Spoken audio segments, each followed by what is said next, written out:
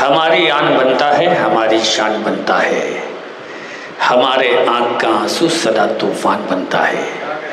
ہماری آن بنتا ہے، ہماری شان بنتا ہے، ہمارے آنکھ کا آنسو سدا طوفان بنتا ہے۔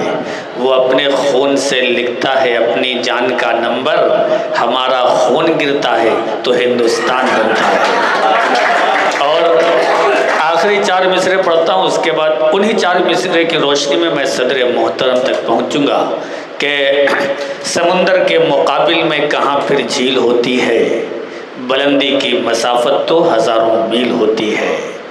سمندر کے مقابل میں کہاں پھر جھیل ہوتی ہے، بلندی کی مسافت تو ہزاروں میل ہوتی ہے۔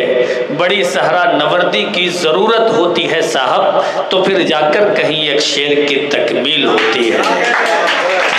یہ 4 مصرے میں نے پڑھے جو کہ میرے ہی تھے، لیکن اسی کے سہارے سے میں صدر محترم تک پہنچ رہا ہوں کہ شعر کہنا، شعر سمجھنا، شعر سننا یہ سب مشکل فن ہے۔ ان سب کے لیے دیوانگی ہونی چاہیے اور انسان تھوڑا سا سرفرا ہونا چاہیے۔ یہ چیزیں جب انسان کے اندر آ جاتی ہے تو اس کے اندر شعری فہم بھی آ جاتا ہے اور شعر گوئی بھی آ جاتی ہے۔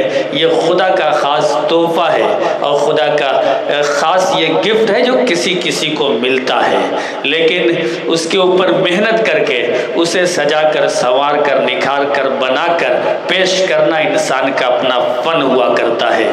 جب اس پہ محنت کر لیتا ہے، زندگی کی کئی دہائیاں جب انسان شعر و سخن کو دے دیتا ہے تو اس کی عظمتوں کو لوگ سلام کرنے لگتے ہیں، ان کی علمی لیاقت، ادبی بصارت اور بصیرت کو لوگ سلام پیش کرتے ہوئے جناب ڈاکٹر عبدالسبحان شاد بلرام پوری تک پہنچتے ہیں اور یہ کہتے ہیں کہ شب میں تنہا کی طرح، صبح کے تارے جیسے، شہر میں ایک ہی دو